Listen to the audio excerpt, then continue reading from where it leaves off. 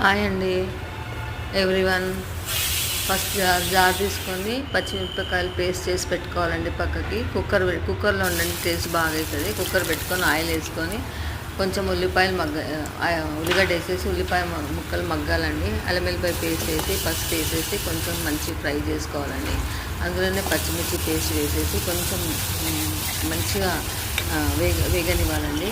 తర్వాత మెంతికూర వేయాలి. రెండు ఆకుల మెంతికూర వేయండి, చాలా బాగుంటుందండి. 2 ఆకుల మెంతికూర హెల్త్ కూడా చాలా మంచిది.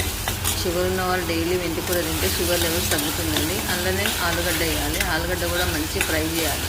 చూడండి ఎంత మంచి ఫ్రై అవుతుందో. మంచి ఫ్రై అయినాక మంచి కలపాలి. మంచి ఫ్రై నూనె పైకి తేలుతుందండి. ఆలు వేసిన తర్వాత చిక్కుడుకాయ తీగ చిక్కుడుకాయ వేసి కొంచెం మంచిగా ఫ్రై చేయాలి.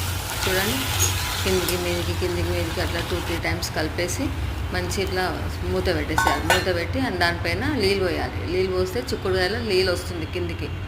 ఆ నీళ్ళతోనే కర్రీ అవుతుందండి. మనం ఎక్స్ట్రా వాటర్ యాడ్ చేసే అవసరం లేదు. వితౌట్ వాటర్ ఇది కర్రీ ఉండడం. మీరు కూడా ఇలా ఒకసారి ట్రై చేయండి, చాలా బాగుంటుందండి. చూడండి, వాటర్ వచ్చింది, ఆయిల్ కూడా పైకి వచ్చింది.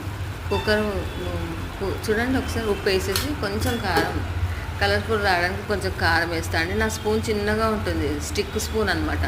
ఎక్కువ వేయని. మీరు అందరూ అనుకుంటుండొచ్చి ఇంత కారం పచ్చిమిర్చి వేస్తుంది, ఎర్ర కారం వేస్తుంది, కారంగా ఉంటుంది అనుకుంటారండి. కాదండి, నా స్టిక్ చిన్నగా ఉంటుంది స్పూను. చూపించాను కదా.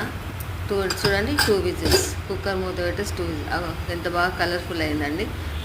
ఇలా ఒకసారి ట్రై చేయండి. చిక్కుడుకాయ ఫ్రై వితౌట్ వాటర్ వేయకుండా నేను కర్రీ వండానండి. ప్లీజ్ నచ్చితే కనుక కామెంట్ చేయండి.